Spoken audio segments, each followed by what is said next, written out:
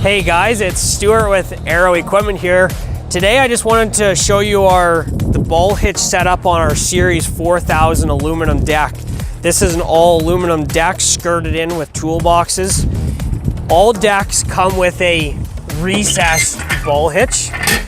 So you'll notice this hitch is recessed 4 inches below the top surface. This just allows you to have a completely smooth surface when you're not using your hitch, and then you can pop your cover and you have access to your 2 5/16 ball hitch.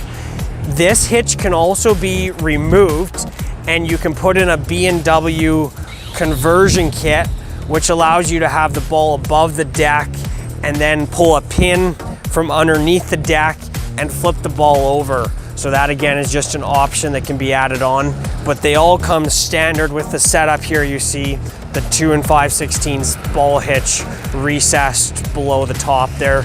And then this guy just closes and gives you a smooth finish.